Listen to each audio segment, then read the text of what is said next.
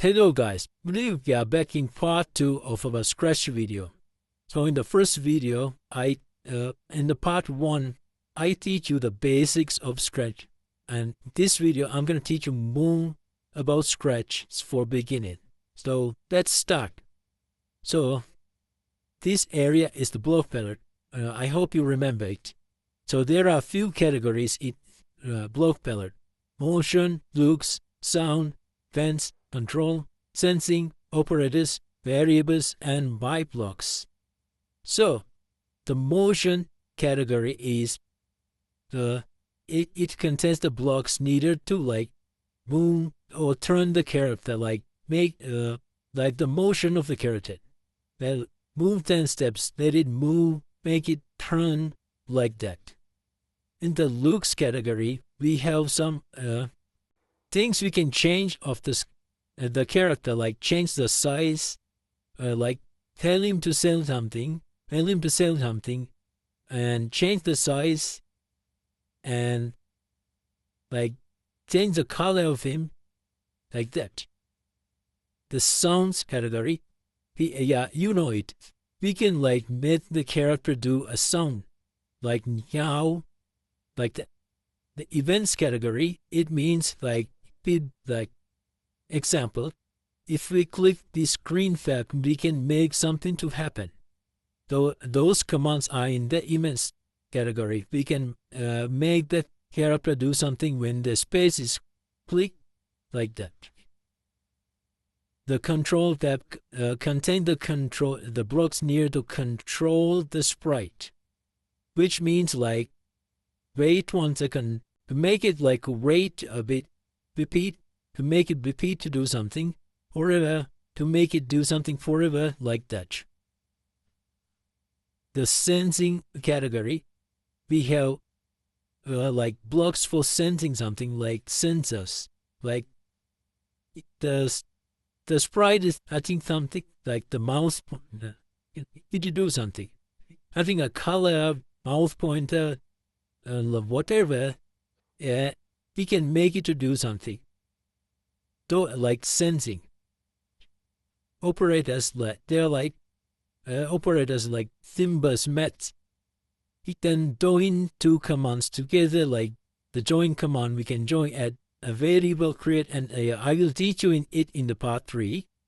Then join to the two things like join apple and banana. Can add two things like add like who here and 1 here, 2 plus 1, 3, like that. Variable setter, we can create a variable if we want. Like, let me show you. If we create a variable called score, look what happens. You can see that thing pop up, something called score in this page. That's a variable. We can control this. We can like change the number here. We can change by 1, change by 2, add the number, like that. We can do many things by the score variable.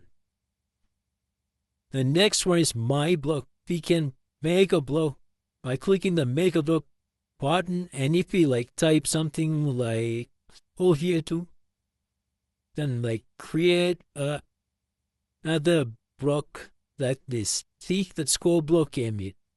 That. So this is the coding area. You can code here. As you know, we can set blocks and code here like that. This is the stage. It shows where the result of our codings are shown. Let me like give you example.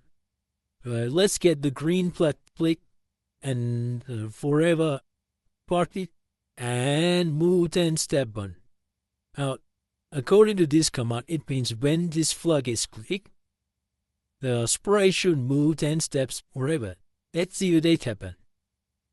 You see, the sprite moved 10 steps forever, and it didn't stop. It stopped because I put the stop button. That's that. So now you know why the stage is used. The stage is used to show our result as you saw.